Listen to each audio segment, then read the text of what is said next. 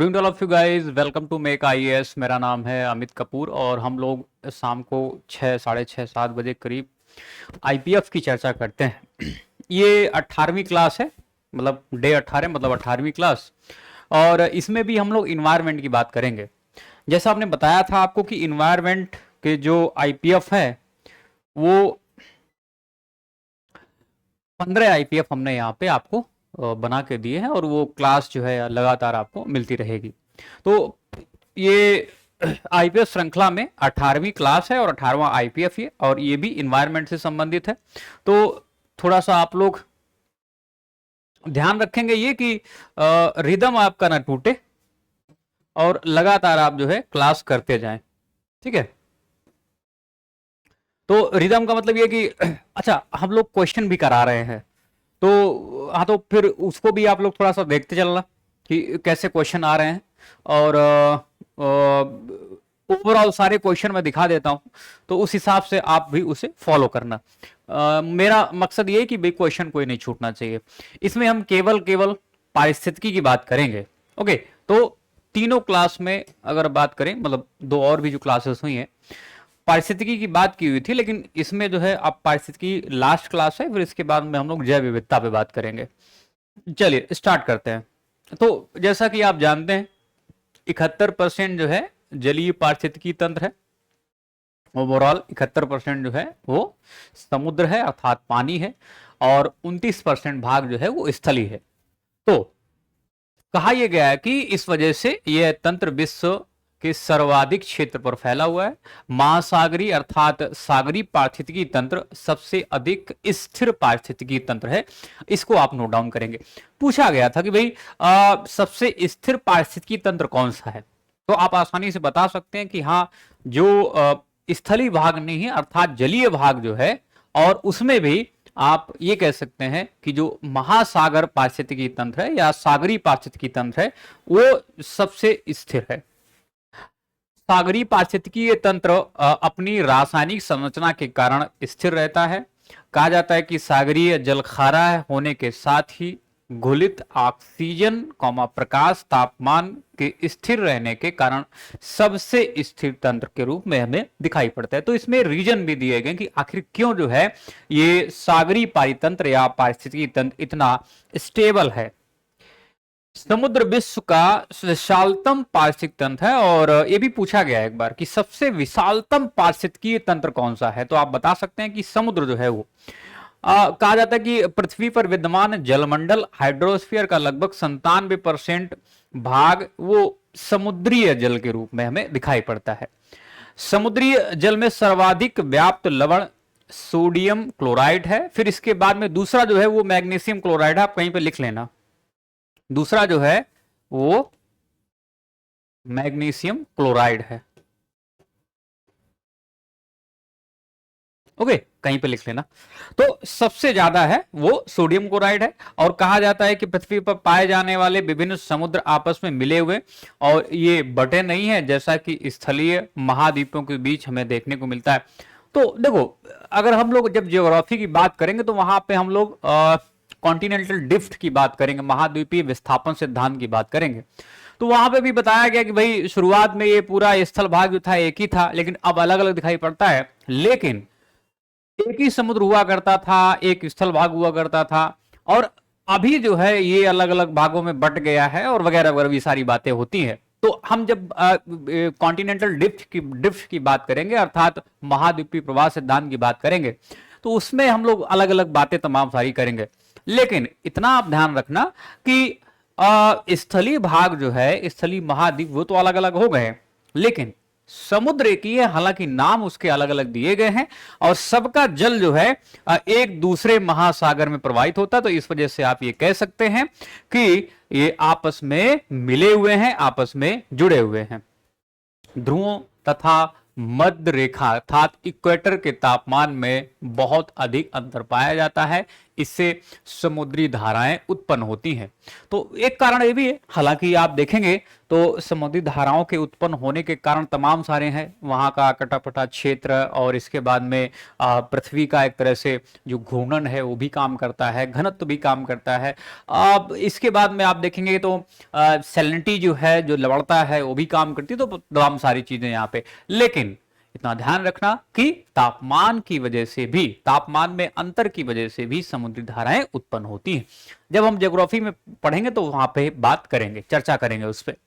इन समुद्री धाराओं के कारण जल का सारे समुद्र में एक सा मिश्रण बना रहता है। ओके, और इस कारण तापमानों का संस्तरण जैसा कि झीलों में होता है नहीं हो पाता है। ओके, और जल में ऑक्सीजन की कमी भी नहीं होने पाती है। तो हम लोग बात करते हैं ना कि इस झील में ऑक्सीजन की कमी, बीओडी बढ़ गया है, वगैरह वगैरह तमाम सारी चीजें हम लोग पढ़ते हैं। समुद्र में ऐसा नहीं होता है। क्यों नहीं होता है, उसका रीजन यहाँ पे आपको बताया गया है कि इसका कारण क्या है। तापमानों का संस्तर जो है यहाँ पे नहीं पाया जाता है। हमें आप देखेंगे कि लगभग जो है समुद्र का पानी जो है वो चलायमान है और तापमान जो है ऊपर जो सतह है उसमें समान और नीचे कुछ कम दिखाई पड़ता है। समुद्र में ज्वार भाटे आते रहते हैं जिससे जल स्तर बदलता रहता है, जैसे मैंने बताया अभी। ओके, ज्वार भाटे लगातार संचलित होता रहता है, आप देखेंगे जल, तो इसकी वजह से इसमें बदलाव हो। समुद्री पारिस्थितिकी तंत्र में संस्तरण पाया जाता है और पारिस्थितिक तंत्र में प्रत्येक पोषण स्तर से आगे बढ़ने पर ऊर्जा का ह्रास होता रहता है। तो आप इसको भी ध्यान रखना कि जैसे ही हम एक स्टेप आगे बढ़े, एक पोषण स्तर से आगे पोषण स्तर पर जैसे ही जाते हैं तो ऊर्जा का ह्रास जो है, अर्थात ऊर्जा में हमें थोड़ी सी कमी दिखाई पड़ती है। अच्छा, इसी कारण कहा जाता है कि उत्पादकों की संख्या उपभोक्ताओं से अधिक है। तो ये जो नेक्स्ट पोषण स्तर में जो हमें कमी दिखाई पड़ती है ऊर्जा की, ठीक है, उसी की वजह से उत्पादकों की संख्या उपभोक्ताओं से अधिक दिखाई पड़ती है। ओके, तो उत्पादक अधिक है और उपभोक्ता कम है। क्यों? ऊर्जा का ह्रासवान कारण हमें यहां पे दिखाई पड़ता है।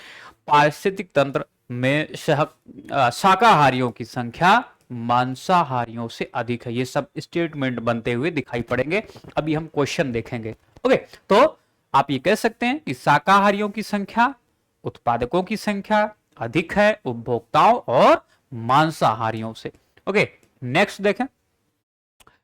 पारिस्थितिक तंत्र सामान्यतः संतुलित अवस्था में अपनी विभिन्न गतिविधियों को संचालित करता रहता है, परंतु विभिन्न कारणों जैसे कि वन उन्मूलन, प्रदूषण इत्यादि से, मतलब ये आप कह सकते हैं कि पारिस्थितिक तंत्र जो है मानव गतिविधियों की वजह से, हालांकि प्राकृतिक गतिविधियां भी जिम्मेदार हैं, लेकिन मानव गतिविधियों की वजह से ज्यादा जो है अपने आप को असंतुलित महसूस करता है और इसी वजह से ये समस्या उत्पन्न होती है। कहा जाता है कि पारिस्थितिक तंत्र जो असंतुलन होता है, पारिस्थितिक तंत्र में जो असंतुलन होता है, असंतुलन के मूल कारणों में वन उन्मूलन जो है ये मुख्यता जो है, मुख्यता मूल कारण जिसको बोला गया कि अगर वनों की कटाई किस तरह रोक दी जाए तो जो इकोसिस्टम है हमारा, वो जो असंतुलन है, इम्बैलेंस एक तरह से, वो कहीं ना कहीं रुकता हुआ दिखाई पड़ता है और ये अच्छे के लिए है। कई कारण हैं वन उन्मूलन के, जैसे कागज की भारी मांग है, प्राकृतिक आपदाएं हैं, वनों का चारागाह में परिवर्तन, शहरीकरण। वन उन्मूलन के कारण वन भूमि का कृषि भूमि में परिवर्तन होता जा रहा है, नीति निर्धारण से सतत विकास की संकल्पना का अभाव है, झूम कृषि है, औद्योगिक व्यवसायिक उपयोग के लिए लकड़ी काटना, वनाग्नि, तमाम सारे ऐसे कारण आपको देखने को मिलेंगे जिसकी वजह से पारितंत्र में हमें असंतुलन दिखाई पड़ता है। ओके, कहा जाता है कि भारत में पारिस्थितिक असंतुलन के मूल कारणों में वन उन्मूलन, जबकि मरुस्थलीकरण, बाढ़, अकाल और वर्षा की परिवर्तनीयता इसके गौण कारणों में हमें दिखाई पड़ती है। तो कारण तो है, लेकिन ये निचले दर्जे के कारण हैं जिसकी वजह से हमें कहीं ना कहीं एक तरह से जो इकोलॉजिकल इम्बैलेंस है वो दिखाई पड़ता है। हालांकि वन उन्मूलन जो है, ये जो वनों की कटाई है, ये मुख्य कारण है। ओके, तो गौण कारणों में, अर्थात आप ये कह सकते हैं जो सेकेंडरी लेवल के जो कारण हैं उनके बारे में भी आप बातचीत करेंगे। तो मरुस्थलीकरण भी है, बाढ़ है, अकाल है और वर्षा की परिवर्तनीयता। वन्यजीव संरक्षण वन रोपण और पदार्थों का पुनर्चक्रण एवं पर्यावरण में व्याप्त प्रदूषण का अगर निवारण कर दिया जाए तो जो इकोलॉजिकल इम्बैलेंस है, पर्यावरणीय असंतुलन है, इसमें इसको बनाए रखने में, अर्थात जो जो जो एक पर्यावरणीय जो संतुलन है उसको बनाए रखने में मदद मिल सकती है, अर्थात जो एक तरह से इकोलॉजिकल इम्बैलेंस है उसको कम किया जा सकता है। ज्ञात होना चाहिए कि जल प्रबंधन, वनरोपण तथा वन्य जीव सुरक्षा से पारिस्थितिकीय संतुलन सकारात्मक रूप से प्रभावित होता है। वो भी सी बात है। हमें पेड़ पौधे, हरे भरे चीजें और वो वन्य जीवों के लिए भी अच्छा है। अब ग्लोबल वार्मिंग के लिए भी आप कह सकते हैं, इसको कम करने के लिए भी काफी मददगार है। तो वन रोपण, जल प्रबंधन, वन जीव सुरक्षा ये प्राथमिकता में रखने चाहिए। कहा जाता है कि जबकि औद्योगिक प्रबंधन जो है, औद्योगिक प्रबंधन ये पारिस्थितिकी जो संतुलन है, इसका कोई संबंध नहीं है इससे। औद्योगिक प्रबंधन जो है इससे कोई भी संबंध नहीं है, कितना भी आप औद्योगिक प्रबंधन कर लें, ठीक है। तो आप ये कह सकते हैं इससे, हाँ, इनडायरेक्टली आप ये कह सकते हैं, हो सकता है अगर औद्योगिक प्रबंधन किए जाए तो बड़े पैमाने पर वन उन्मूलन जो है, जो वन काटना है, सुरक्षा एक तरह से वनों की और पारिस्थितिकी तंत्र की ये सुनिश्चित की जा सकती है, ऐसे नीतियां बनाई जा सकती। लेकिन डायरेक्टली तौर अगर देखें, डायरेक्टली देखें तो औद्योगिक प्रबंधन से पारिस्थितिकी संतुलन का कोई संबंध हमें दिखाई नहीं पड़ता है। वनों को काटना भी पर्यावरणीय संतुलन को बनाए रखने में मदद नहीं करता है। तो सीधे तौर पर आप ऐसे बता सकते हैं। तो एक संतुलित पारितंत्र क्या होता है, इसके बारे में हमने थोड़ी सी बात करनी है। हालांकि आप इसके बारे में बात कर चुके हैं, आप जान चुके हैं कि भाई हमें ज्यादा से ज्यादा संख्या में वनों का एक तरह से बने वन लगाने चाहिए, वनों को नहीं काटना चाहिए। लेकिन फिर भी चौथा फैक्ट यहां पे दिया है कि एक संतुलित पारिस्थितिकी तंत्र में जीवों की वृद्धि भी संतुलित होती है और यह संतुलित वृद्धि किसी पारितंत्र की वहन क्षमता के अनुरूप होती है। तो जब पारिस्थितिकी तंत्र संतुलित होगा तो भी इसी बात है, वहां पे जीवों में वृद्धि जो है, जो समृद्धि है, जो वृद्धि है, वो भी एक तरह से संतुलित होती है।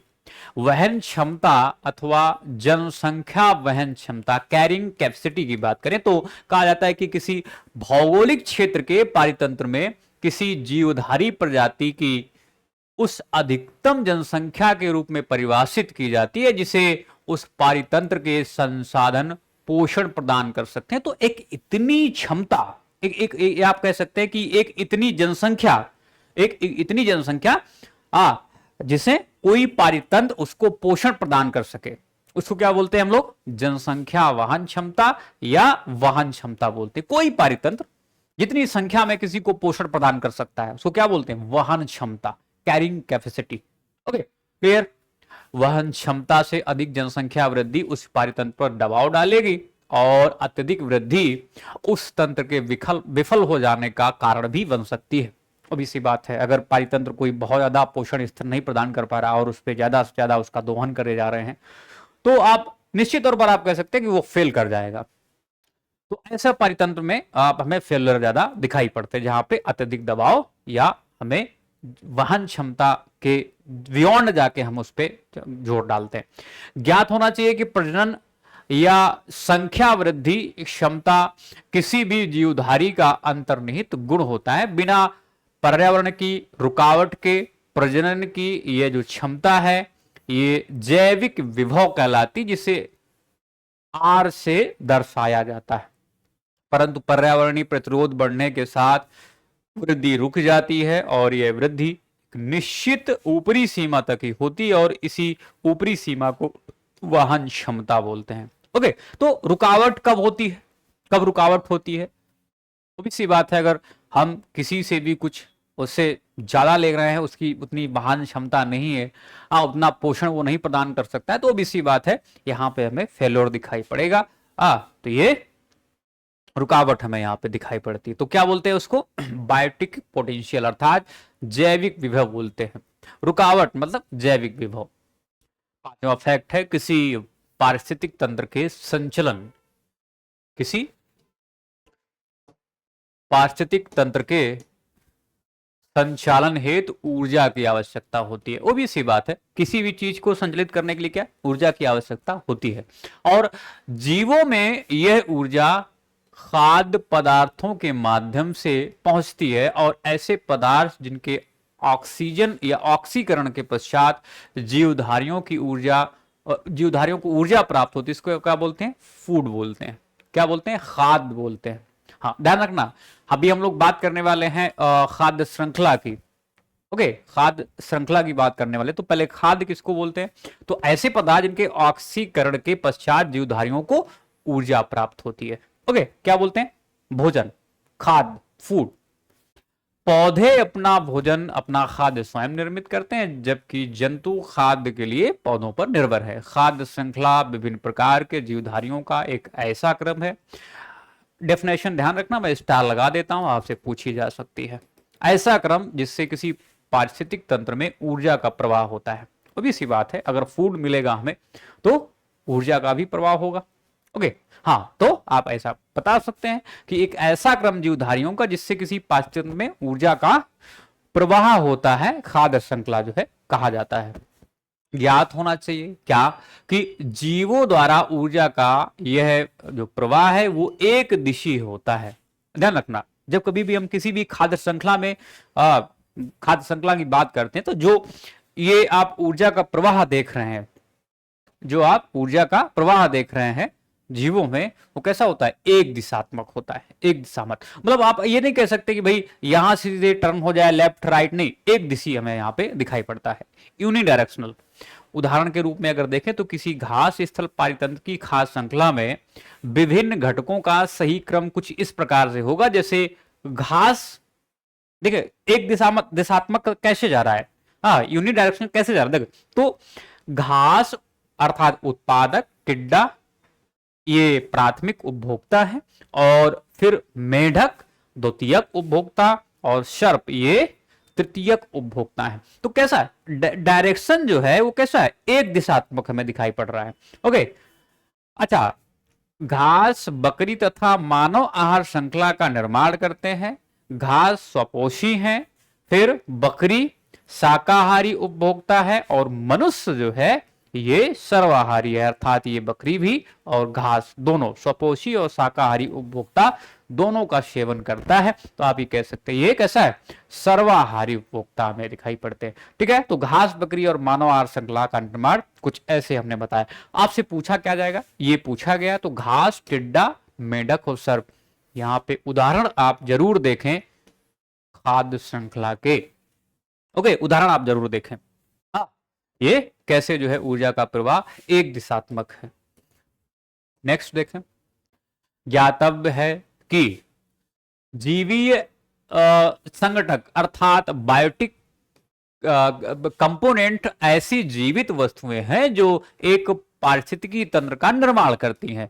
जीवित संगठकों में सामान्यता शामिल होते हैं, तो इसमें उत्पादक, उपभोक्ता, और जैसे आप कह सकते हैं डीकंपोजर जो अपघटक होते हैं। हाँ, तो उपभोक्ता में पेड़ पौधे, शैवाल, ये उत्पादक, माफी चाहूंगा, उत्पादक में पेड़ पौधे, शैवाल, और उपभोक्ता में ये जानवर, मनुष्य, और अपघटक की बात करें तो कवक और कुछ जीवाणु हमें दिखाई पड़ते हैं जो कि कैसा करते हैं? डिकम्पोज करते हैं चीजों को। डिकम्पोज हमने कल बात की हुई थी इसके बारे में, इससे पिछली क्लास में। हाँ, डिकम्पोजर, अपघटक।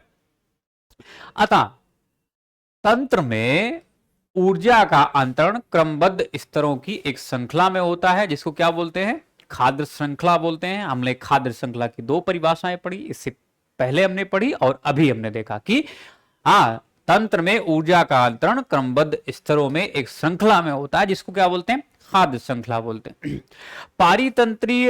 पारिस्थितिकी तंत्र के विभिन्न जीव जैसे पेड़ पौधे एवं जंतु अपनी पोषण संबंधी आवश्यकताओं के अनुसार एक दूसरे पर निर्भर होते। तो अब हमने बात की हुई थी, कोई भी आप एटमॉस्फेयर ले लें, कुछ भी ले लें, आप देखेंगे देखा तो पर्यावरण की हम लोग बात कर रहे थे, पारिस्थितिकी तंत्र की बात कर रहे थे, सब क्या है? जुड़ा हुआ है। एक जीव हैं वो अंतर किया करते हैं अपने समूह में, समुदाय में, और बाकी जो है बाहरी वातावरण से भी जो है वो क्या करते हैं? अंतःक्रिया करते हैं। तो आप ये कह सकते हैं कि जो पारिस्थितिकी तंत्र है, विभिन्न जीव अपनी पोषण संबंधी आवश्यकताओं के अनुसार एक दूसरे से अंतःक्रिया करते हैं और एक दूसरे पर निर्भर भी हैं, एक दूसरे पर निर्भर हैं। नेक्स्ट फैक्ट, 7वां, पारितंत्र के जैविक संगठकों में हरे पौधे उत्पादक संगठक के रूप में या घटक के रूप में आते हैं, जैसा अभी हमने देखा हुआ था उत्पादक। हरे पौधे सूर्य के प्रकाश का उपयोग करके प्रकाश संश्लेषण की विधि द्वारा अपना आहार स्वयं निर्मित करते हैं। इस प्रकार पौधों को स्वपोषित भी कहा जाता है। तो अभी हमने देखा पौधे कैसे स्वपोषित होते हैं। ओके, हरे पौधे मानव सहित समस्त जंतुओं के लिए प्रत्यक्ष या अप्रत्यक्ष रूप से आहार एवं ऊर्जा आपूर्ति के प्रमुख स्रोत हैं। वे सभी पौधे जो प्रकाश संश्लेषण से भोजन स्वयं निर्माण करते हैं प्राथमिक पोषक या उत्पादक कहलाते हैं। ओके, पौधे प्रकाश संश्लेषण हरे रंग के लवक, अंडरलाइन करेंगे, क्लोरोफिल की सहायता से करते हैं और क्लोरोफिल के कारण ही पौधे हरे रंग के दिखते हैं। तो प्रकाश संश्लेषण की क्रिया जब भी हम पौधों में देखते हैं तो हरे रंग के लवक की सहायता से अर्थात क्लोरोफिल की सहायता से वो प्रकाश संश्लेषण की क्रिया वो करते हैं। ओके, प्रकाश संश्लेषण की क्रिया संचालित करते हैं या करते हैं पौधे। क्या नाम क्या है? क्लोरोफिल। अर्थात ये हरे रंग जो है अगर पेड़ में दिख रहा है तो उसकी वजह से क्या है, कारण क्या है? क्लोरोफिल। क्लोरोफिल। अब हम बात करते हैं समुद्री खाद्य श्रृंखला की। अभी तो हम लोग बात कर रहे थे खाद्य श्रृंखला की, अब समुद्री खाद्य श्रृंखला क्या है एक बार देखें। फाइटोप्लैंक्टन अर्थात समुद्री खाद्य श्रृंखला में फाइटोप्लैंक्टन्स मुख्य प्राथमिक उत्पादक होते हैं और ये प्रकाश संश्लेषण की क्रिया द्वारा ऊर्जा प्राप्त करते हैं। तो ध्यान रखना, जैसे हम लोग स्थल की बात करते हैं तो इसमें पेड़ पौधे जो है वो एक तरह से प्रकाश संश्लेषण, फोटोवोल्टिक जो एक रिएक्शन है, जो प्रक्रिया है, प्रोसेस वो करते हैं, भोजन बनाते हैं। फाइटोप्लैंक्टन जो है ये समुद्री खाद्य श्रृंखला में प्रकाश संश्लेषण का प्रयोग करके अपनी ऊर्जा प्राप्त करते हैं। ओके, प्रकाश संश्लेषण का प्रक्रिया करके ये ऊर्जा प्राप्त करते हैं। पृथ्वी के वायुमंडल में उपस्थित ऑक्सीजन की अधिकतर मात्रा के लिए फाइटोप्लैंक्टन्स ही उत्तरदायी होते हैं। तो जब भी ध्यान रखना कि जब भी हम बात करते हैं कि पृथ्वी के वायुमंडल में उपस्थित ऑक्सीजन की अधिकतर मात्रा जो है वो कहां, तो आप जानते हैं ना, हाँ, समुद्रों को क्या बोलते हैं हम लोग, एक तरह से बहुत ज्यादा जो है कार्बन को वो क्या करते हैं, एब्जॉर्ब कर लेते हैं, अवशोषित करते हैं। तो इसी वजह से आप देख रहे हैं, और उसमें सबसे जो महती भूमिका रहती है किसकी है? फाइटोप्लैंक्टन्स की है। तो तभी इसी वजह से आप देखेंगे वो कितने टन CO2 जो है वो हमें समुद्र जो है अवशोषित करते हुए दिखाई पड़ते हैं। हाँ, तो ये ध्यान रखना। तो इसी वजह से पृथ्वी के वायुमंडल में उपस्थित ऑक्सीजन की अधिकतर मात्रा के लिए फाइटोप्लैंक्टन्स ही उत्तरदायी हैं, क्योंकि ये ज्यादा से ज्यादा ऑक्सीजन जो है रिलीज करते हैं, कार्बन डाइऑक्साइड को क्या करते हैं? अवशोषित करते हैं। ओके, तो बात समझ आ गई? हाँ, तो ये आप समझ पा रहे हैं इंपॉर्टेंस इसका कितना ज्यादा है। इस पे स्टार लगाएंगे आप, समुद्री खाद्य श्रृंखला, ये इस पे स्टार लगाएंगे। विभिन्न पारिस्थितिकी तंत्र के प्राथमिक उत्पादक कुछ इस प्रकार है। तो इसमें प्राथमिक उत्पादक और पारिस्थितिकी तंत्र की बात कही गई तो पादप प्लवक अर्थात फाइटोप्लैंक्टन, ये गहरे जलीय स्रोत या समुद्र में पाए जाते हैं। जड़ युक्त पौधे ये छिछले पानी में है। विभिन्न प्रकार के घासें और जंगली शाकीय पौधे ये घास स्थल है, ग्रासलैंड है। और फसल के पौधे ये फसल भूमि इसको बोला जाता है। तो प्राथमिक उत्पादक इधर दिए गए हैं और इनसे संबंधित पारिस्थितिकी तंत्र जो है, जो इकोसिस्टम है, उसके बारे में इधर जानकारी दी गई है। ओके, क्लियर हो गया? हाँ, तो ये आप लोग थोड़ा सा इस पे ध्यान रखेंगे। क्वेश्चन अभी हम दिखाएंगे आपको, क्वेश्चन दिखाएंगे। चीजें बेहतर क्लियर होनी चाहिए। हाँ, चीजें बेहतर क्लियर होनी चाहिए। कहा जाता है कि किसी खाद्य श्रृंखला में मुख्यतः शाकाहारी प्राणी ही प्राथमिक उपभोक्ता की श्रेणी में आते हैं। शाकाहारी, जैसे हम लोग बात कर रहे थे बकरी। ओके, प्राथमिक, अगर हम बात करें तो प्राथमिक उपभोक्ता की बात करके हम लोग बात कर रहे थे बकरी। ओके, प्राथमिक उत्पादक की बात कर रहे थे तो हम लोग क्या बात कर रहे थे? पेड़ पौधे। ओके, हाँ, तो प्राथमिक उपभोक्ता शाकाहारी, उदाहरण के रूप में हिरण शाकाहारी प्राणी है, अतः यह प्राथमिक उपभोक्ता है। चींटी की बात करें, ये देखो चींटी ये एक अपघटक तथा प्राथमिक उपभोक्ता दोनों की श्रेणी में इसको रखा गया है। और क्यों? क्योंकि यह पौधों को खाकर सेलुलोज से ऊर्जा प्राप्त करती है। ओके, तो इस वजह से प्राथमिक उपभोक्ता हो गई। और क्या करते हैं? पौधों को खाकर, तो ये अपघटन भी करती है, अपघटन भी कर रहे हैं। ओके, हाँ, तो चींटी एक ऐसा जीव है जो एक तरह से अपघटक भी है और प्राथमिक उपभोक्ता भी है। ओके, हाँ, बाघ मांसाहारी प्राणी है, लोमड़ी सर्वाहारी है, अर्थात ये शाकाहारी में भी आता है और मांसाहारी में भी, तो क्या है? सर्वाहारी। अच्छा, ये दोनों प्राथमिक उपभोक्ता की श्रेणी में नहीं आते हैं, ओबियस सी बात है। प्राथमिक उपभोक्ता में श्रेणी कौन आएगा? जो पेड़ पौधों को खाता हो।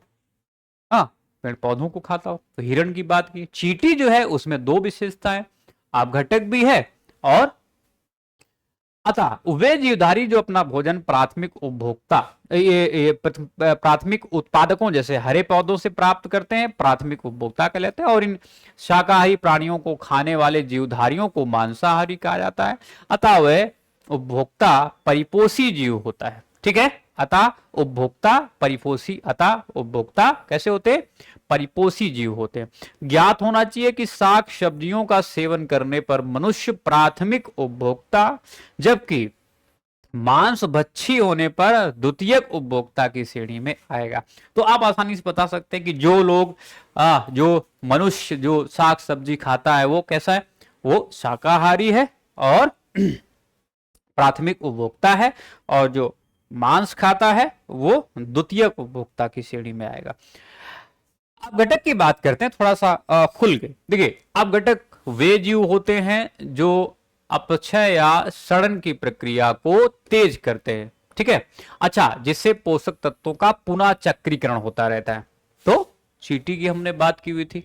ओके, अपघटक निर्जीव कार्बनिक तत्वों को अकार्बनिक यौगिकों में तोड़ते हैं। उल्टा पूछा गया था, क्या पूछा गया? कि निर्जीव अकार्बनिक यौगिकों को कार्बनिक यौगिकों में इसको ये में तोड़ते हैं। तो ये उल्टा हो जाएगा, ध्यान रखना, गलत हो जाएगा। क्या करते हैं? ये कार्बनिक को अकार्बनिक में। ओके, कार्बनिक को अकार्बनिक में, इसको मैं स्टार लगा देता हूं। निर्जीव कार्बनिक तत्वों को अकार्बनिक यौगिकों में तोड़ते हैं। सूक्ष्म जीवों की एक विस्तृत किस्म जैसे फफूंद, जीवाणु, गोलकृमि, प्रोटोजोआ, केचुआ अपघटकों की भूमिका अदा करते हैं और बहुत बड़ी भूमिका निभाते हैं। अगर ये ना हो तो दिक्कत पैदा हो जाएगी, पारिस्थितिकी असंतुलन पैदा हो जाएगा, जीवन मुश्किल हो जाएगा। अपघटक पोषण के लिए मृत कार्बनिक पदार्थों या अपरद पर निर्भर करते हैं। कैसे? निर्जीव कार्बनिक तत्वों पर ये निर्भर करते हैं और अधिकांश अपघटक उपभोक्ता की तरह अपना भोजन निगलते नहीं हैं। अपघटक क्या करते हैं? डिकम्पोजर नाम ही दिया गया है। ओके, सड़ाना गलाना सब इन्हीं का काम होता है। तो वो क्या करते हैं? निगलते नहीं है, बल्कि वे अपने शरीर से मृत या मृतप्राय जीवधारियों जैसे पौधों जंतुओं पर विभिन्न प्रकार के एंजाइम का स्त्रावण करते हैं और इससे विखंडित होकर मृदा में सामान्य अकार्बनिक पदार्थ का उत्सर्जन हो जाता है तथा इन्हें पौधे मृदा से प्राप्त करते हैं। ओके, हाँ, तो ये क्या करते हैं?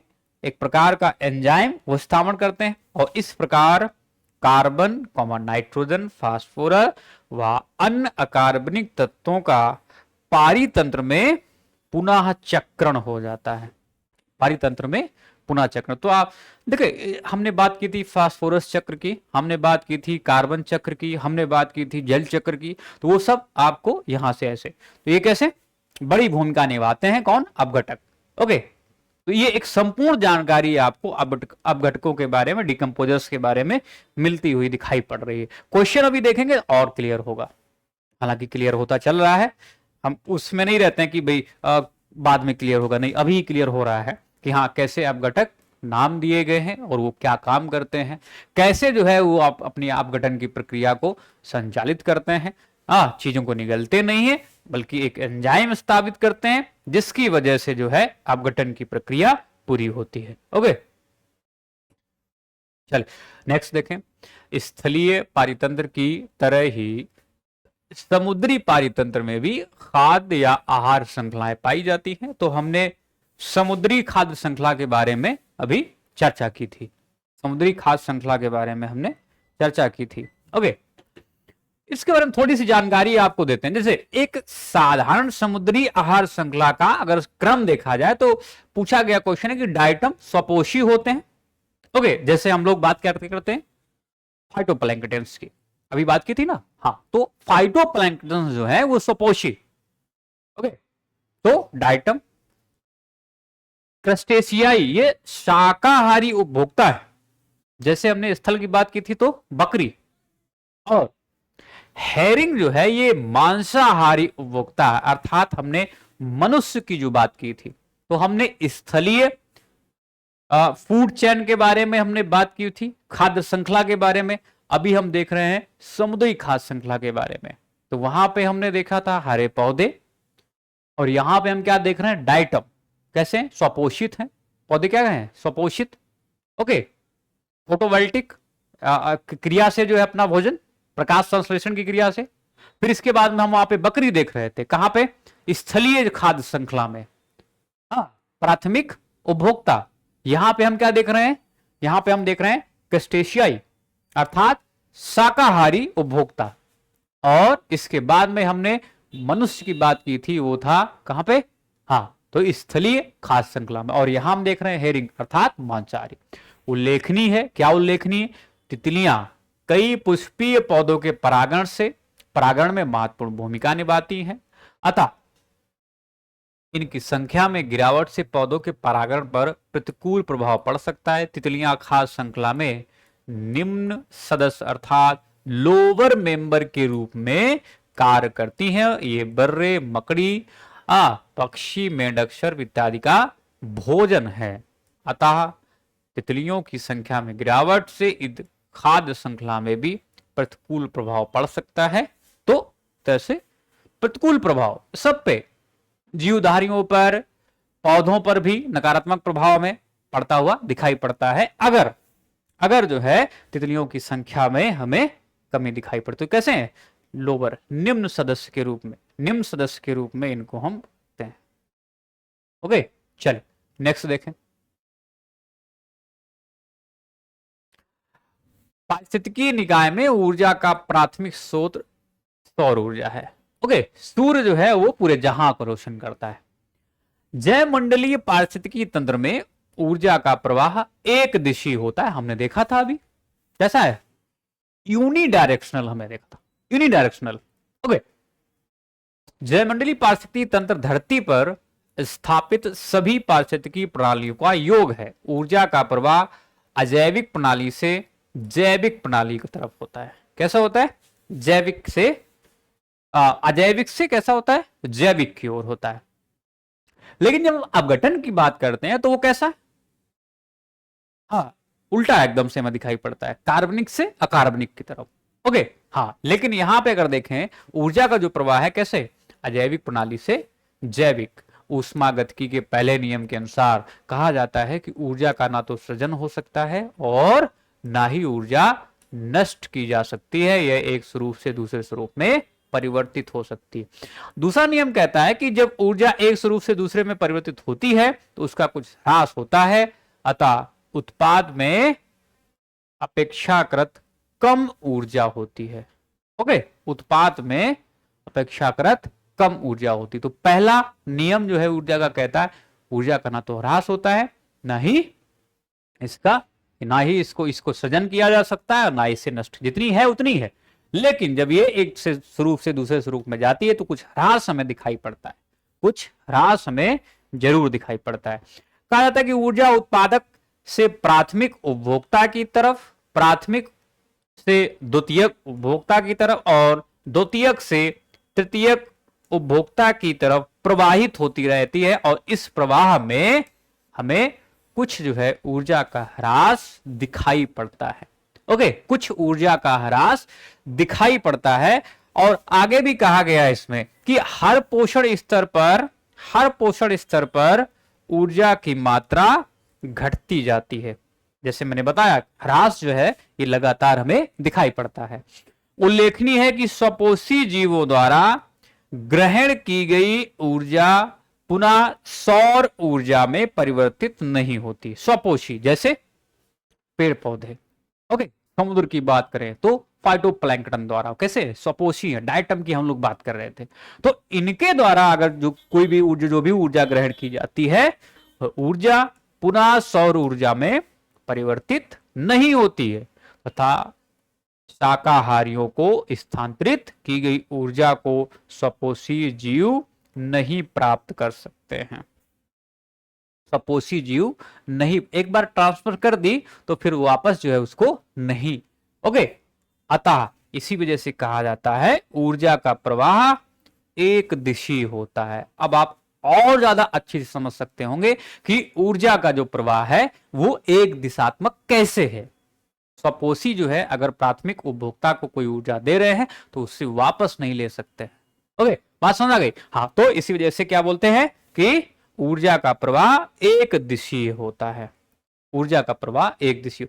नेक्स्ट देखें, ज्ञात होना चाहिए क्या कि विभिन्न पारिस्थितिकी तंत्रों में उत्पादकों की सकल उत्पादकता का लगभग 10% भाग ही शाकाहारियों द्वारा स्वांगीकृत हो पाता है।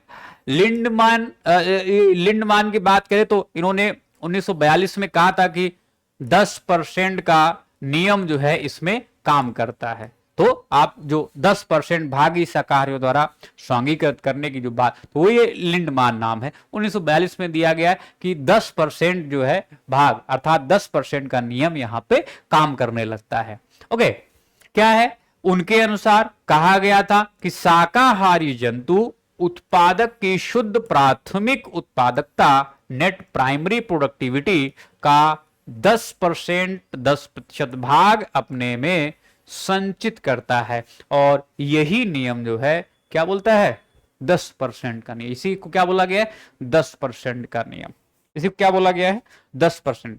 कहा गया कि जब कोई मांसाहारी जंतु इस शाकाहारी जंतु को खाता है तो वह शाकाहारी की 10% ऊर्जा संचित करता है। पूरी नहीं, नियम ही कहता है 10% का नियम।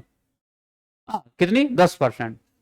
इस प्रकार खाद्य कड़ी या खाद्य श्रृंखला के प्रत्येक स्तर, प्रथम, द्वितीय, तृतीय एवं सर्वश्रेष्ठ प्राणी के स्तर पर उपभोक्ता केवल 10% संचित ऊर्जा को अपने शरीर में, अपने शरीर भार में रूपांतरित करता है। ओके, हाँ, तो ये तमाम सारे आपको हमने परिभाषाएं बताई। 10% का नियम कैसे काम करता है? तो वो जब भी कोई ऊर्जा ट्रांसफर करता है एक खाद्य चैन में, जब कभी कोई एक जो है जीव से दूसरे में ऊर्जा, तो वो 10% ही ऊर्जा का तरह से कह सकते हैं ऊर्जा संचित होती है, बाकी जो है नहीं। इसी वजह से क्या बोला गया है? 10% का नियम। पोषण स्तर की बात करते तो कहा जाता है कि इकोसिस्टम की आहार श्रृंखला में सामान्यतः 3 से 4 पोषण स्तर हमें दिखाई पड़ते हैं। जिसमें प्रथम पोषण स्तर की बात करें तो ये आधार पोषण स्तर है। इसमें स्वपोषित जीव जैसे पेड़ पौधे, प्राथमिक उपभोक्ता जैसे हमने बकरी की बात की थी, ठीक है। और दूसरे पोषण स्तर में प्राथमिक उपभोक्ता आते हैं, ये माफी चाहूंगा, प्राथमिक उत्पादक जो हैं। पोषण स्तर एक में आधार पोषण स्तर, जिसमें स्वपोषित जीव आते हैं, अर्थात प्राथमिक उत्पादक की बात करते हैं। जैसे पेड़ पौधे की बात हम लोग कर रहे थे, प्राथमिक उत्पादक। और दूसरे पोषण स्तर में हम बात कर रहे हैं, उसमें प्राथमिक उपभोक्ता है, जैसे हम लोग बकरी की बात करते थे, प्राथमिक उपभोक्ता। पोषण स्तर 3 में द्वितीयक उपभोक्ता की हम लोग बात करते हैं, ठीक है, द्वितीयक उपभोक्ता की बात करते हैं, अर्थात जो बकरी को खाते हैं, अर्थात आप ये कह सकते हैं कि मांसाहारी जीव। ओके, मांसाहारी जीव। पोषण स्तर 4 की बात करें तो इसमें सर्वाहारी अंतिम उपभोक्ता, अर्थात उच्च पोषण स्तर, सबसे ज्यादा पोषण स्तर जो होता है वो सर्वाहारियों का होता है। और चौथे पोषण स्तर में हमें दिखाई पड़ता है, इसमें मनुष्य को रखा गया है। मनुष्य को जो है वो रखा गया है। ओके, चलिए एक एग्जाम्पल है। हालांकि और भी जानवर जो हैं वो चौथे पोषण स्तर में आ सकते हैं, जो मांसाहारी और शाकाहारी दोनों है, सर्वाहारी है। हालांकि मनुष्य का एग्जाम्पल देना बेस्ट है, क्योंकि ये आप आसानी से समझ सकते हैं। तो उच्चतम पोषण स्तर। अब घटक डिकम्पोजर उपर्युक्त सभी पोषण स्तरों में आहार ग्रहण करते हैं। ये सभी पोषण स्तरों से आहार ग्रहण करते हैं। कैसे होते हैं? डिकम्पोजर इनको नाम दिया गया। Okay, decomposer. चलिए पिरामिड की बात कर लेते हैं। पिरामिड कुछ ऐसे भी बनते हैं, कुछ उल्टे भी बनते हैं, कुछ जो है उल्टे भी बनते हैं पिरामिड। ओके, तो एक बार पिरामिड की बात करते हैं। पिरामिड पारिस्थितिकी तंत्र के विभिन्न स्तरों के प्रति इकाई क्षेत्रफल में उपस्थित जीवभार के रेखा चित्रीय निरूपण को जीवभार का पिरामिड कहा जाता है। कोई एक क्षेत्र दिया गया, विभिन्न स्तरों की बात करें तो तमाम सारे हमारे पास में इकोसिस्टम है, सबका आप देखेंगे कोई ना कोई जो है वो एक तरह से पिरामिड बनता दिखाई पड़ता है। तो वही बात कही गई कि विभिन्न स्तरों में प्रति इकाई क्षेत्र में उपस्थित जीवभार के रेखा चित्रीय निरूपण को हम किसी भी जीवभार का पिरामिड कहते हैं। अच्छा, अब हम बात करते हैं अलग अलग पिरामिड की। तो स्थलीय पारिस्थितिकी तंत्र में जीवभार का पिरामिड कैसा होगा? सीधा होता है। जब कभी भी हम स्थलीय पारितंत्र या इकोसिस्टम में जीवभार का पिरामिड की बात करते हैं तो कैसा बनेगा? सीधा बनेगा। अर्थात ये वाला कैसा है? ये कैसा है? सीधा है। ओके, जबकि जलीय पारितंत्र की बात करें, जैसे तालाब, इसमें जीवभार का जो पारितंत्र होता है वो उल्टा बनता है। जैसे ये आप देख पा रहे हैं, ये कैसा बना हुआ है? इसका आधार ऊपर है, इसका आधार जो है वो ऊपर है, तो ये उल्टा बना हुआ। तो आप आसानी से बता सकते हैं कि जलीय पारितंत्र में जीवभार का जो पिरामिड है वो उल्टा बनता है, और स्थलीय पारितंत्र में जो जीवभार उसका पिरामिड सीधा बनता है। ओके, ये सीधा बनता है। ओके, नेक्स्ट देखें। जैव वानिकी अर्थात बायोनॉमिक्स शब्द बायो तथा नॉमिक्स शब्दों से मिलकर बना है। बायो शब्द का अर्थ जीव या जीवन से है, जबकि नॉमिक्स ग्रीक शब्द नोमोस से व्युत्पन्न है, जिसका अर्थ है नियम, अर्थात जीवन के या जीव के नियम। इसको क्या नाम दिया गया है? जैव वानिकी, बायोनॉमिक्स। ओके, इस प्रकार बायोनॉमिक्स शब्द का अर्थ है जीवन के नियम। समाचीन प्रतीत होता है। यह पारिस्थितिकीय तंत्र या पारिस्थितिकी का पर्याय है। साथ ही यह प्राकृतिक तंत्र के मूल्यों पर बल देता है, जो मानव तंत्रों को प्रभावित करता है। तो ये आप कह सकते हैं जो प्राकृतिक तंत्र है, इस प्राकृतिक तंत्र के मूल्यों पर बल देने के लिए हम आप बता सकते हैं कि एक तरह का जैव वानिकी शब्द जो है वो गढ़ा गया। ओके, नेक्स्ट देखें, जैव आवर्धन क्या होता है? एक बहुत इंपॉर्टेंट शब्द शब्दावलियों में, टर्मिनोलॉजी में बहुत इंपॉर्टेंट, जैव आवर्धन। देखें, ज्ञात होना चाहिए कि जब कुछ प्रदूषक आहार श्रृंखला के साथ सांद्रता में बढ़ते जाते हैं और ऊतकों में जमा हो जाते हैं, तो इस घटना को जैविक आवर्धन, बायोमैग्निफिकेशन कहा जाता है। क्या बोलते हैं? जैविक आवर्धन। तो आप आसानी से बता सकते हैं किसी को भी कि जब कभी भी आहार श्रृंखला में प्रदूषण सांद्रता अर्थात प्रदूषकों की सांद्रता आहार श्रृंखला में बढ़ती जाए, तो ऐसे समय में ये ऊतकों में जमा होती जाए, तो ये जो घटना है इसको क्या बोलते हैं? जैविक आवर्धन, बायोमैग्निफिकेशन बोला जाता है। ओके, आसानी से आप बता सकते हैं किसी को। ओके, हाँ, खास श्रृंखला में अगर एक तरह से आप प्रदूषकों का सांद्रता बढ़ती जाए और ऊतकों में जमा होने की प्रक्रिया ही जैव आवर्धन। डीडीटी जैसे प्रदूषक जैव अनिम्नीकरण नॉन बायोडिग्रेडेबल होते हैं और इनका एक बार अवशोषण होने के पश्चात उत्सर्जन द्वारा बाहर निकलना लगभग असंभव होता है। ओके, डीडीटी खतरनाक। हाँ, डीडीटी एक ऐसा रसायन है जिसे जैविक रूप से नष्ट नहीं किया जा सकता है। खाद्य श्रृंखला में डीडी का सांद्रता या सांद्रण प्रथम स्तर पर सबसे कम, द्वितीय स्तर पर अधिक और तृतीय स्तर पर सबसे अधिक होता है। घास स्थल पारितंत्र में चूंकि सांप एक तृतीय उपभोक्ता है, अतः डीडीटी का सांद्रण सांप में सबसे अधिक होता है। सबसे अधिक किसमें? सांप ने। और एक बार अगर ये अगर जमा हो जाए, इसका अवशोषण कर लिया जाए, तो बाहर निकालना लगभग असंभव होता है। और इसी वजह से ये सामान्यतः जीवों के वसा ऊतकों में जमा होते हैं। उल्लेखनीय है कि डीडीटी कैसा है, कीटनाशक भी है। कीटनाशक एक बार पहुंच गया तो फिर सीधे मार के छोड़ता है। Okay, DDT. हाँ, चलिए नेक्स्ट देखें, एक दो घटनाएं और, इसके बाद में हम लोग आगे बढ़ते हैं। पारिस्थितिकी तंत्र में अजैविक तत्वों के जैविक प्रावस्था में परिवर्तन तथा इन जैविक तत्वों के अजैविक रूप में पुनरागमन के स्वरूप को जैव भू रासायनिक चक्र बोला जाता है। ओके, क्या क्या बात हो गई यहां पे, दो चीजें केवल, अजैविक तत्वों के जैविक प्रावस्था में परिवर्तन तथा इन जैविक तत्वों के अजैविक रूप में पुनरागमन दोबारा से। तो ये प्रारूप जो है जैव रासायनिक चक्र बोला जाता है। तो अजैविक से जैविक और जैविक से अजैविक, ये जो आप एक प्रारूप, एक साइकिल देखते हैं, इसी को क्या बोला गया है, इसी को जैव भू रासायनिक चक्र कहा गया है। आसानी से समझ सकते हैं, प्रकृति में नाइट्रोजन, फास्फोरस, कार्बन आदि तत्वों के जैव भू रासायनिक चक्र, बायो जियोकेमिकल साइकिल पाए जाते हैं। और यह मुख्यतः दो प्रकार के होते हैं, एक तो गैसीय चक्र, दूसरा अवसादीय चक्र। अवसादीय चक्र, अच्छा, जल चक्र के बारे में हमने बात की थी, कार्बन चक्र के बारे में भी हमने बात की थी। तो बस ये वही ज्ञात होना चाहिए कि जल चक्र को ओडम ने गैसीय चक्र में सम्मिलित किया है, अर्थात ये जो जल चक्र होता है ये गैसीय चक्र है, जिसमें आप देख रहे हैं O2 N2। अगर नाइट्रोजन चक्र की भी बात करें तो भी कैसा है, गैसीय चक्र है। हाँ, बाकी आप देखेंगे यहाँ पे तो वो सब जैसे फास्फोरस चक्र है, पोटेशियम चक्र है, और वगैरह वगैरह और भी जो चक्र आप दिखाई पड़ते हैं, वो सब कैसे हैं, वो सब कैसे हैं, सेडिमेंट्री अर्थात अवसादी। भौतिक वातावरण में किसी समुदाय का समय के साथ रूपांतरण ही पारिस्थितिक अनुक्रमण कहलाता है।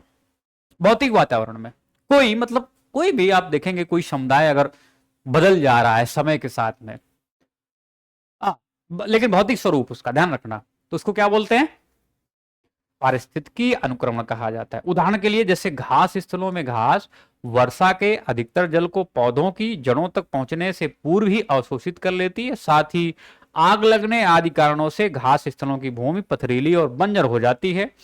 ऐसी भूमि लाइकेनों के उगने के लिए आदर्श वातावरण उपलब्ध कराती है। ओके, तो आप इसको बता सकते हैं कि कैसे पारिस्थितिकी अनुक्रमण। ओके, आसानी बता सकते हैं भौतिक कोई अगर ऐसा है कोई वातावरण है और उसमें किसी समुदाय का समय के साथ रूपांतरण हो रहा है, तो उसको क्या बोलते हैं, पारिस्थितिक अनुक्रमण बोलते हैं। 18वां फैक्ट है, एफ क्लीमेंट ने 1916 में पौधों की विभिन्न प्रजातियों का अध्ययन किया तथा अनुक्रमण सक्सेशन की सर्वमान्य परिभाषा दी। उन्होंने कहा कि अनुक्रमण वह प्राकृतिक विधि है जिसके अंतर्गत एक ही निहित तथा निश्चित स्थान पर एक विशेष समूह दूसरे समूह द्वारा विस्थापित हो जाता है। एक समूह, कोई एक समूह है, दूसरे समूह द्वारा विस्थापित हो जाता है, लेकिन कंडीशन क्या रखी गई है, एक ही निहित तथा निश्चित स्थान पर एक विशेष समूह की बात करें, दूसरे समूह द्वारा विस्थापित हो जाता है। ठीक है, तो एक निश्चित स्थान और एक ही निहित या एक निश्चित स्थान, ठीक है। हाँ, तो यहां पे एक कंडीशन भी दी गई कि भाई एक निश्चित और निहित स्थान भी होना चाहिए। ओडम कहते हैं, ओडम नामक वैज्ञानिक ने कहा कि अनुक्रमण को एक क्रमागत विधि बताया है, जैसा कि जैविक अनुक्रमण का सही अनुक्रम यहाँ पे उन्होंने कुछ ऐसे बताया था कि कैसे एक तरह से जो अनुक्रमण है वो कैसे दिखना चाहिए। तो उन्होंने कहा था कि सबसे पहले हमें नग्नीकरण, प्रवास, माइग्रेशन, स्थापना और फिर प्रतिक्रिया और इसके बाद में स्थिरीकरण। तो जब ओडम जो है जैविक अनुकरण की बात करते हैं तो कुछ ऐसी बातें वो करते हैं कि पहले नग्नीकरण है, फिर प्रवास की बात करते हैं, स्थापना की बात करते हैं, फिर इसके बाद में प्रतिक्रिया की बात करते हैं, और लास्ट में एट लास्ट वो स्थिरीकरण की बात करते हैं। ओके, पारिस्थितिकी संक्रमण अवधारणा का सबसे पहले प्रयोग जॉन डब्ल्यू बेनेट ने किया था। उन्होंने अवधारणा 1976 में प्रकाशित अपनी पुस्तक the ecological transition cultural anthropology and human adaptation में प्रस्तुत की हुई थी। तो ये जो संकल्पना है, पारिस्थितिकी संक्रमण की बात करें, इकोलॉजिकल ट्रांजिशन की बात करें, ओके, इकोलॉजिकल ट्रांजिशन, ये 1916 में जॉन डब्ल्यू बेनेट ने इसको दिया था। पुस्तक का बहुत लंबा नाम है, लेकिन हाँ, पुस्तक भी एक बार पूछी गई, the ecological transition cultural anthropology and human adaptation. अच्छा, समुदायों का पूर्ण क्रम जो क्रमशः एक निश्चित स्थान पर बदलता है, उसे क्या बोलते हैं? सियर बोलते हैं। एक निश्चित अब स्थान आया, वहां पे वो फिर बदलाव वहां पे हमें दिखाई पड़ता है, तो उसी को नाम दिया गया है सियर। ठीक है, समुदाय का पूर्ण क्रम जो एक क्रमशः एक निश्चित स्थान पर बदलता है, सियर नाम दिया गया है। 19 फैक्ट है कि पारिस्थितिकी तंत्र को साम्यावस्था में रखने तो जागरूक व्यक्तियों द्वारा समय समय पर विभिन्न आंदोलन चलाए गए हैं। प्रमुख आंदोलन चिपको आंदोलन है, इसके बारे में क्वेश्चन पूछा गया है। चिपको आंदोलन पेड़ों की कटाई को रोकने के लिए किया गया एक महत्वपूर्ण आंदोलन था। वनों की कटाई को रोकने के लिए मार्च 1974 को गौरा देवी के नेतृत्व में महिलाएं बच्चों से चिपक कर खड़ी हो जाती थी और पेड़ों को काटने नहीं देती थी। 70 के दशक में आंदोलन जो है पादप संरक्षण की मिसाल बन गया। नर्मदा बचाओ आंदोलन, ये 1985 नर्मदा नदी के ऊपर बनाई जा रही बहुउद्देशीय बांध परियोजना को रोकने के लिए चलाया गया था। नर्मदा बचाओ आंदोलन के मुख्य कार्यकर्ताओं में मेधा पाटकर के साथ आप देखेंगे अनिल पटेल, बुकर सम्मान से नवाजी गई अरुंधति राय, बाबा आमटे आदि इसमें शामिल हैं। यहां पे एक बार गौरा देवी के साथ में जो बहुत ज्यादा प्रचलित नाम है, एक नाम और पूछा जाता है कि भाई चिपको आंदोलन से संबंधित जो है, ठीक है, उनका नाम मुझे नहीं याद आ रहा है, लेकिन एक बार आप लोग देख लेना, ठीक है, एक बार नाम उनका देख लेना। इपको आंदोलन या अपिको आंदोलन, ये दक्षिण भारत का पर्यावरण संरक्षण से संबंधित आंदोलन है। यह आंदोलन कर्नाटक से आरंभ हुआ था, केरल नहीं है, ध्यान रखना, कर्नाटक से आरंभ हुआ था। ओके, कर्नाटक से आरंभ हुआ था। इधर आप देख लेना एक बार, ये चिपको आंदोलन की बात जो है, ठीक है, चिपको आंदोलन में एक नाम है जो मुझे नहीं याद आ रहा है, मैं कंठस्थ नहीं कर पा रहा हूं। 20वां और अंतिम फैक्ट, पारिस्थितिकी तंत्र के विभिन्न घटकों का उपयोग मानव जीवन के लिए आवश्यक है। पारिस्थितिकी घटकों की वह आवश्यक मात्रा जो मनुष्य को उसकी जीवन शैली को सुचारू रूप से चलाने के लिए आवश्यक होती है, पारिस्थितिक पदछाप कहलाती है। इसके अंतर्गत मनुष्य द्वारा कार्बन उत्सर्जन का भी मापन किया जाता है। अविवेकशील जीवन शैली जिसमें पारिस्थितिकीय तंत्र के घटकों यथा जल, ऊर्जा इत्यादि की आवश्यकता से अधिक दोहन किया जाता है, पदछाप के आकार को बढ़ा देती है। ऑब्वियस सी बात है, जल और तमाम सारे नेचुरल संसाधन अगर आप ज्यादा यूज कर रहे हैं, दबाव बढ़ जाता है, उसकी वजह से पदछाप का आकार जो हमें बढ़ा दिखाई पड़ता है। ओके, आधुनिक युग में प्रति व्यक्ति कार्बन उत्सर्जन की मात्रा बढ़ रही है। इससे मुख्यतः ग्रीन हाउस गैसों की मात्रा में बढ़ोतरी हो रही है। प्रति वर्ष में 1 टन के उत्सर्जन से होने वाली दीर्घकालीन क्षति, आर्थिक मूल्य के रूप में अगर देखें, इसको कार्बन का सामाजिक मूल्य कहा गया है। ओके, तो 1 टन के उत्सर्जन में होने वाली दीर्घकालीन क्षति, दीर्घकालीन क्षति क्या बोला गया? कार्बन का सामाजिक मूल्यांकन, सोशल कॉस्ट ऑफ कार्बन की बात की जा रही है। ओके, तो ये हमने 18वीं क्लास की है। कभी क्वेश्चन देखेंगे एक बार, और क्वेश्चन के साथ ही तमाम सारे जो है इश्यू आपको क्लियर होते दिखाई पड़ेंगे। ओके, चलिए एक बार क्वेश्चन देख लेते हैं फटाफट। क्वेश्चन देखते हैं।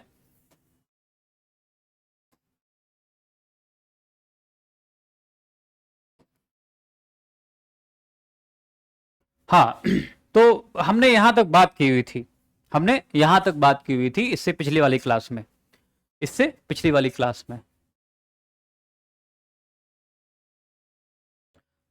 पारिस्थितिकी असंतुलन, इसमें हम लोग पारितंत्र ही पढ़ रहे हैं, हम लोग पारितंत्र ही पढ़ रहे हैं। तो उस हिसाब से अगर देखें तो ये जो मुद्दे हैं वो क्लियर होने चाहिए।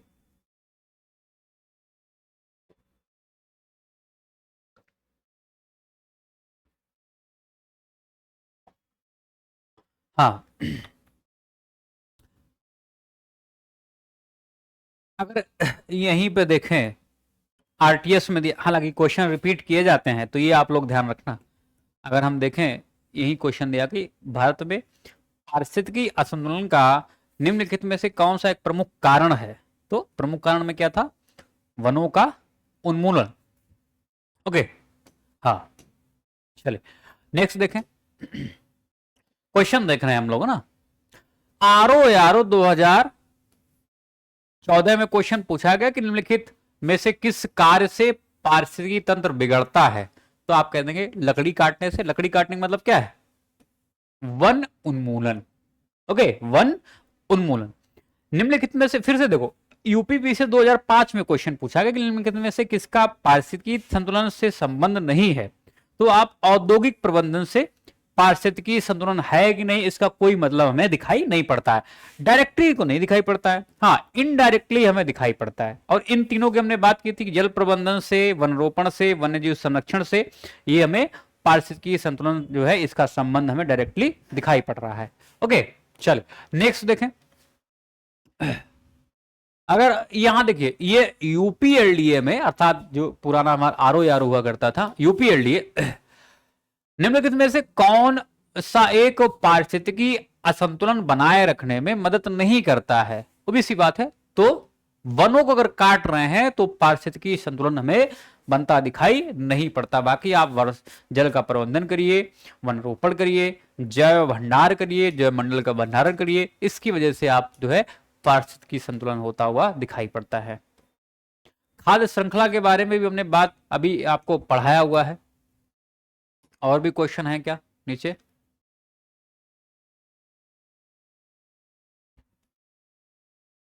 हाँ देखिए, ये क्वेश्चन था, थोड़ा सा ऊपर चलते हैं, हल्का सा वहां से क्वेश्चन करते हैं, क्योंकि तमाम सारे क्वेश्चन बनते हैं पारितंत्र में।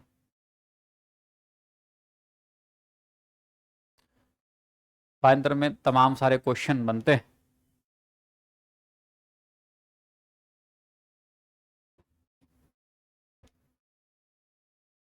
ये हमने पढ़ लिया था कल, जनसंख्या, समुदाय, पारितंत्र, भूदृश्य, इसके बारे में हमने कल बात की थी, इसके बारे में हमने कल बात की थी। हाँ ये देखिए 2017 में क्वेश्चन पूछा गया है,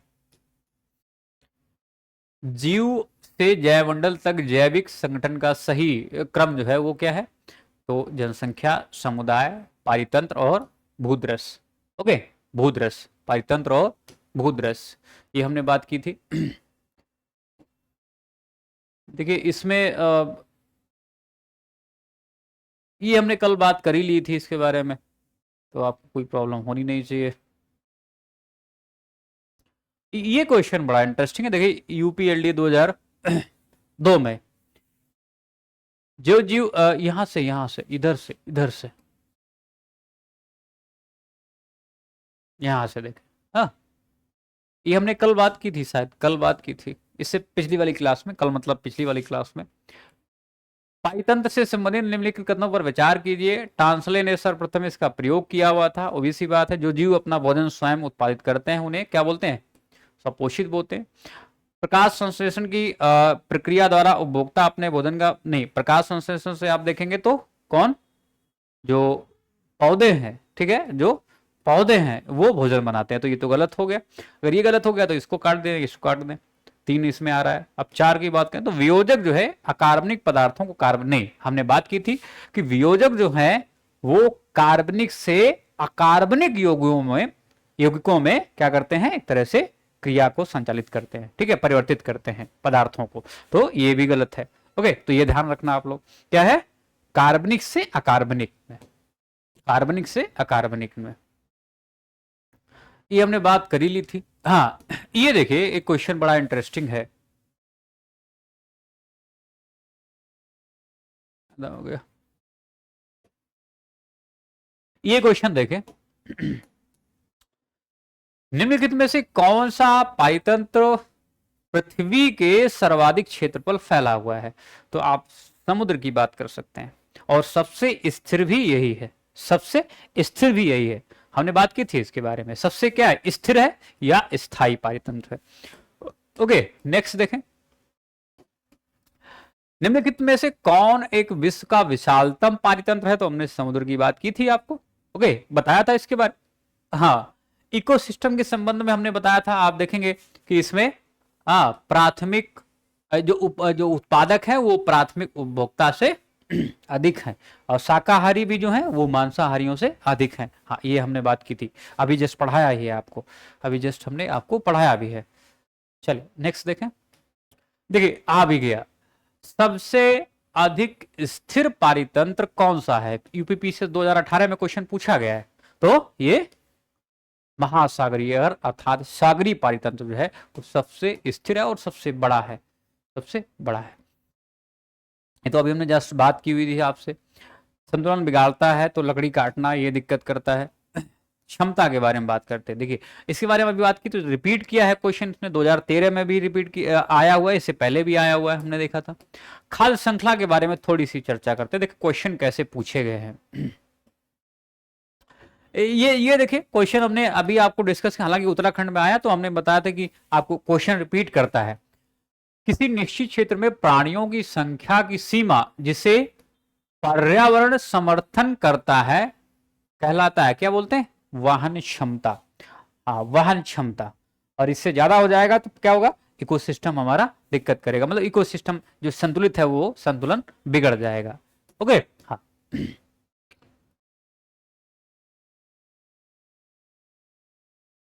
चले नेक्स्ट देखें, एक दो क्वेश्चन और देखते हैं फिर फिनिश करते हैं।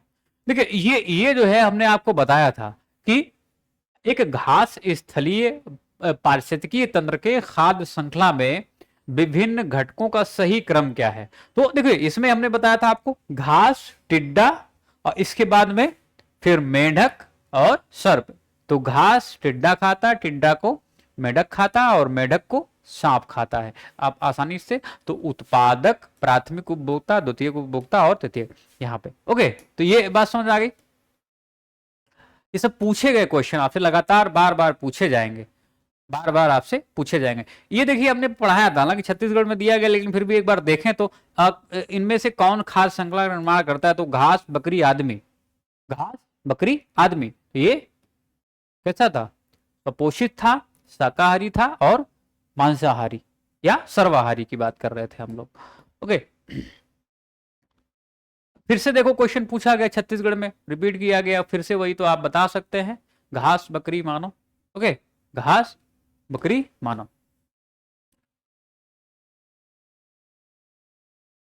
और तो कोई क्वेश्चन नहीं है यहाँ पे। ये देखिए क्वेश्चन पूछा गया है, खाद्य श्रृंखला में मानव, मानव क्या है? मानव जो है प्राथमिक या तथा द्वितीयक उपभोक्ता दोनों है। प्राथमिक उपभोक्ता भी है अर्थात शाकाहारी भी है, और द्वितीयक उपभोक्ता अर्थात मांसाहारी भी है। ओके, हाँ, तो खाद्य श्रृंखला में मानव कहां पे है? प्राथमिक और द्वितीयक उपभोक्ता, अर्थात ये शाकाहारी भी है, साग सब्जियों का भी सेवन करता है और मांस को भी खाता है, मांस को भी खाता है। चलिए यहां पे देखें, एक बार क्वेश्चन पूछा गया है, एक पारिस्थितिक तंत्र में निम्नलिखित में कौन प्राथमिक उपभोक्ता है?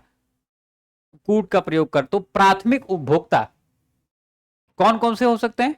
तो हमने बात की थी हिरण की, प्राथमिक उपभोक्ता है, ठीक है। इसके बाद में हमने चींटी की बात की थी, चींटी भी कैसा है, प्राथमिक उपभोक्ता। और चींटी के बारे में खास बात क्या थी कि ये एक डीकंपोजर भी है, डीकंपोजर भी, अर्थात एक घटक भी है, तो इसमें खासियत थी। एक और क्वेश्चन 2005 में पूछा गया है यूपीपीसीएस मेंस में, देखें समुद्री वातावरण में मुख्य प्राथमिक उत्पादक कौन है? हमने बताया था आपको, तो जब हम समुद्री फूड चेन की बात कर रहे थे, क्या बात कर रहे थे? फाइटोप्लैंक्टन, ठीक है, फाइटोप्लैंक्टन। ओके, हाँ, तो ये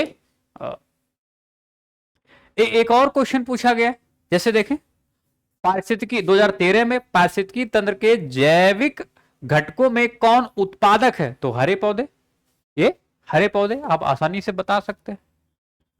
देखिए प्रथम पोषण स्तर के अंतर्गत आते हैं तो हरी पौधे। ये अब देखो 2013 में पीसीएस में यूपी में पूछा गया और फिर रिपीट किया गया क्वेश्चन सीधे तौर पर 2016 में एमपी पीसीएस। तो मैंने कहा ना कि रिपीट किए जाते हैं एक आयोग से दूसरे आयोग में। फिर एक क्वेश्चन और है, देखिए जैविक एवं अजैविक संगठकों के मध्य बिचौलिया का कार्य जो करते हैं कौन है? उत्पादक। जैविक से अजैविक में उत्पादक ही तो काम करते हैं। हाँ उत्पादक, जैसे जैसे पौधों की बात कर रहे थे हम लोग, पौधे क्या है? उत्पादक है। हाँ तो उत्पादक जो, अब ये कब पूछा गया? आरओ यारो, ये यूपी आरओ का है, ध्यान रखना। आरओ अगर हम बोल रहे हैं तो यूपी की बात कर रहे हैं, मेंस 2017 में। अब देखिए इसमें एक जो क्या है कि सुमेलित है, तो आप देखेंगे हरे पौधे ये क्या करते हैं? पारिस्थितिकी तंत्र को, ये हरे पौधे कहां पे मिलते हैं? पारिस्थितिक तंत्र में। बाकी पर्वत स्थायी नहीं, गलत है, हमने सागरों की बात करी। अजैविक अवयव है, जीवाणु नहीं है, ठीक है। कैसे है? ये जैविक अवयव है, जैविक है। ओके, वर्षा ग्लोबल वार्मिंग की वजह से वर्षा ये अवरुद्ध हो रही है, ध्यान रखना। ग्लोबल वार्मिंग किसकी वजह से हो रहा है? तो कार्बन डाइऑक्साइड, मीथेन वगैरह तमाम सारी गैसों की वजह से आप देखेंगे ग्लोबल वार्मिंग बढ़ता हुआ प्रतीत होता है। यूपी आरओ 2017 में फिर से एक क्वेश्चन पूछा। इसमें देखिए सपोषी स्तर पर उत्पादन को प्राथमिक उत्पादकता कहा जाता है। वो भी सी बात है, हमने बात की थी इस पे कि सपोषी स्तर पर उत्पादन को क्या बोलते हैं? प्राथमिक उत्पादकता। द्वितीयक उत्पादकता का संदर्भ परिपोषी विषम पोषण स्तर के उत्पादन से है। वो भी सी बात है, ये दोनों ही कथन सही है और इसके बारे में हमने अभी चर्चा की हुई थी, इसके बारे में हमने अभी चर्चा की थी। चलिए एक क्वेश्चन यूपीएससी में क्वेश्चन पूछा गया, हालांकि पीसीएस में रिपीट नहीं किया गया, लेकिन आप ध्यान रखना इसके बारे में। कौन सा आहार श्रृंखला का सही क्रम है? तो हमने डाइटम, क्रिस्टेशियाई और हेरिंग की बात की थी। ये सपोषी था, इसके बाद में ये प्राथमिक उपभोक्ता था, और यहां पे अगर बात करें हेरिंग, ये जो है द्वितीय उपभोक्ता अर्थात मांसाहारी की बात की थी, ठीक है। शाकाहारी उपभोक्ता अर्थात प्राथमिक उपभोक्ता हमने बात की थी, सपोषी, और ये देखे लिख रहा है मांस। ओके चलिए नेक्स्ट देखें। पोषण स्तर और पिरामिड की थोड़ी सी बात हमने की थी, तो उसके बारे में एक बार हल्की सी जानकारी। देखिए क्वेश्चन आ ही गया, पारिस्थितिकी 2015 में क्वेश्चन पूछा गया है, पारिस्थितिकी निकाय में ऊर्जा का प्राथमिक स्रोत कौन है? तो सौर ऊर्जा है। यूपीबीईओ में पूछा गया कि पारिस्थितिक तंत्र का प्रेरक बल क्या है? तो सौर ऊर्जा। रिपीट किया गया क्वेश्चन, रिपीट किया 2015 फिर 19 में। इसके बाद में एक क्वेश्चन और भी है, देखिए एमपीपीसीएस में पूछा गया, हालांकि कहा गया कि किसी पारिस्थितिक तंत्र में ऊर्जा का जो पिरामिड होता है वो कैसा बनता है? हमेशा सीधा बनता है। ओके, और सीधा पिरामिड हमने देखा था, स्थलीय पारितंत्र जो होता है उसका भी पिरामिड कैसा होता है? सीधा बनता है। ओके, ये देखिए पीसीएस 2015 री एग्जाम में पूछा गया, कौन सा सही है? जैवमंडलीय पारितंत्र में ऊर्जा का प्रवाह एक दिशी होता है। वो भी सी बात है, सही है।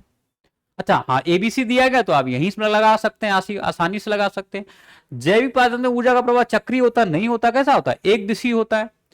ओके, प्राकृतिक पारितंत्र में बढ़ते पोषण स्तर के साथ ऊर्जा का सापेक्षिक क्षय घट जाता है? नहीं, आपने देखा था ये क्षय जो है वो घट नहीं रहा था। ओके, हमें बढ़ रहा था, हमने देखा था। प्रगामी बढ़ते हुए पोषण स्तरों के साथ प्रजातियां सुलभ ऊर्जा का उपयोग करने में कम दक्ष होती, अच्छी दक्ष होती है, दक्षता इनकी अच्छी खासी होती है। अब यहां बात करें अगर, ये तो हो गया है, इसके बात करें, देखिए ये क्वेश्चन आरओ फिर से पूछा गया।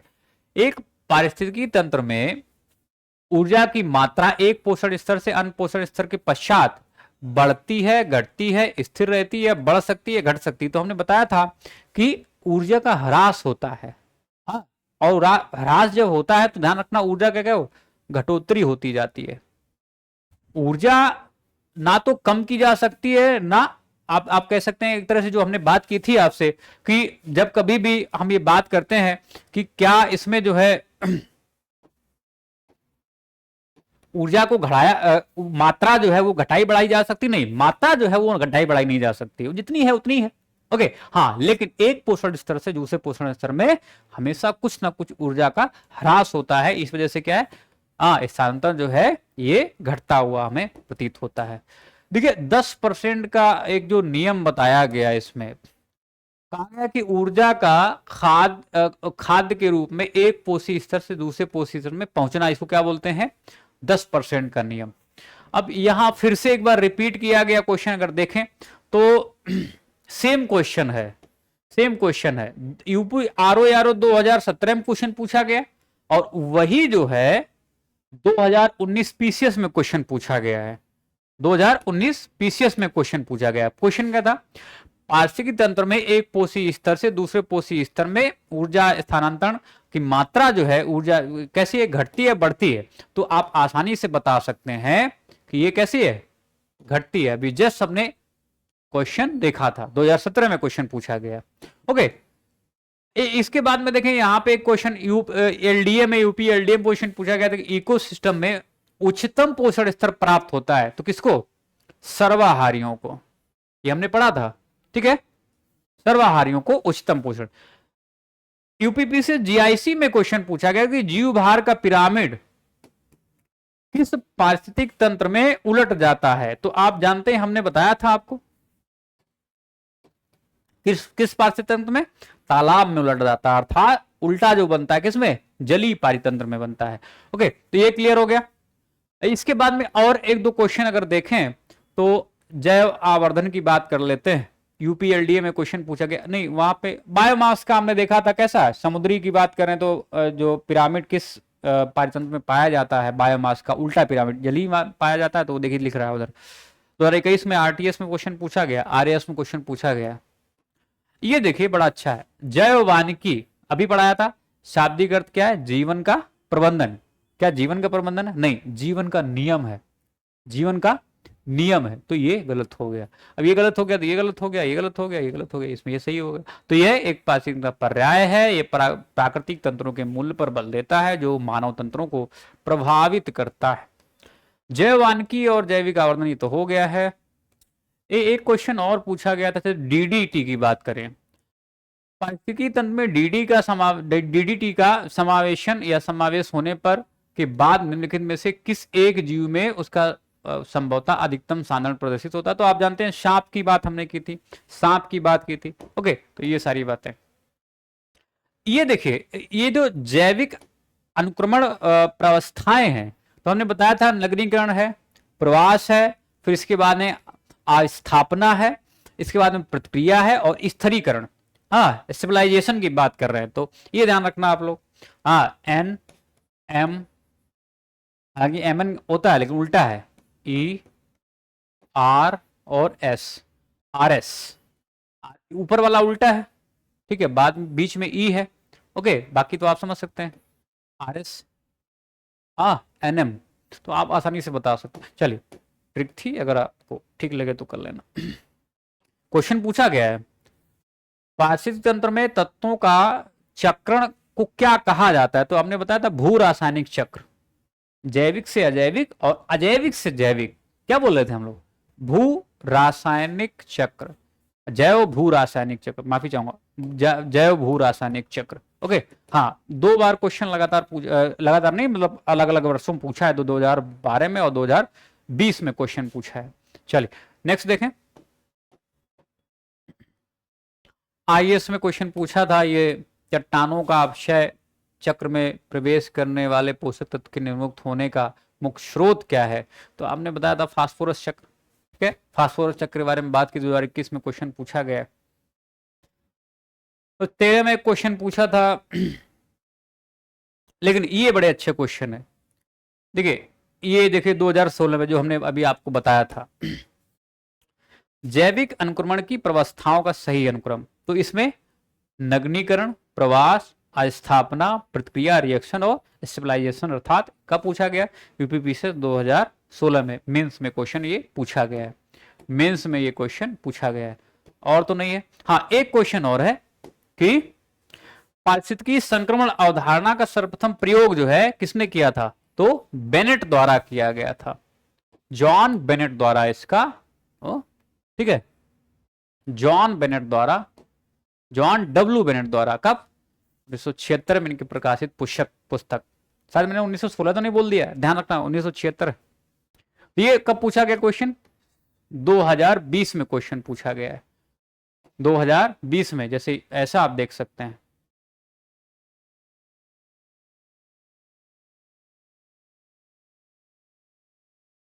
ये देखिए यहां से है, यहां से 5वां क्वेश्चन है और यहां पे आएंगे आप, तो ये 2020 में क्वेश्चन पूछा गया। चलिए एक और है, इसके बाद में हम लोग फिनिश करते हैं। ये पारिस्थितिकी आंदोलन 2020 में एक और क्वेश्चन पूछा गया। देखिए क्वेश्चन पूछा गया था कि समुदायों का पूर्ण क्रम में क्रमशः एक निश्चित स्थान पर बदलता है। ठीक है, समुदायों का पूर्ण क्रम जो एक क्रमशः एक निश्चित स्थान पर बदलता है, इसको क्या बोलते हैं? स्फीयर बोलते हैं। 2020 में क्वेश्चन पूछा गया। और मैं क्यों बता रहा हूं, क्योंकि क्वेश्चन जो है लगातार रिपीट भी होते रहते हैं। पारिस्थितिकी आंदोलन की बात करें तो एक बार देख लें आप, जैसे इसमें यूपीपीसीएस 2007 में मेंस में पूछा गया है, पारिस्थितिकी स्थायी मितव्ययता, यह आंदोलन किस नारा है? तो ये चिपको आंदोलन का है। ठीक है, चिपको आंदोलन, तो इनका नाम ध्यान रखना। ओके, और इसके बाद में और भी क्वेश्चन यहाँ पे, जैसे 2015 में क्वेश्चन प्री में क्वेश्चन पूछा गया है, चिपको आंदोलन ये किससे संबंधित? पादप संरक्षण के 2015 में क्वेश्चन पूछा गया है। ठीक है, 2015 में क्वेश्चन पूछा गया है, तो लगभग क्वेश्चन हमने कर लिए हैं। देखिए आरओ यार 2016 में क्वेश्चन पूछा गया कि पारिस्थितिकी पदछाप के माप की इकाई है, तो हमने बताया था आपको भूमंडलीय हेक्टेयर। नहीं बताया अभी, शायद यहां तक नहीं गए हैं हम लोग, तो अभी हम लोग बात करेंगे पदछाप के बारे में, भूमंडलीय हेक्टेयर के बारे में। तो आगे सारी चीजें हम लोग बात करने वाले हैं।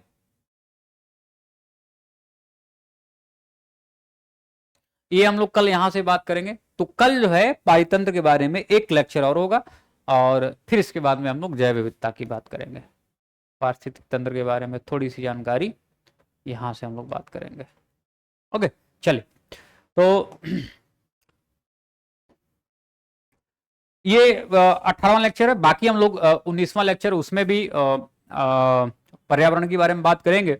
और ये लेक्चर जो है 30-29 तक मुझे लग रहा है जहां तक है, तो 14 ये आईपीएफ यहाँ से बने हैं, 15 तो आईपीएफ ने देखे थे कि पॉलिटी से बने थे, और 15 आईपीएफ जो है वो आपको ज्योग्राफी से मिलेंगे, और लगभग 20 आईपीएफ जो है वो हिस्ट्री से मिलने की संभावना है। Thanks to all of you, take care, bye bye, good night to all of you guys.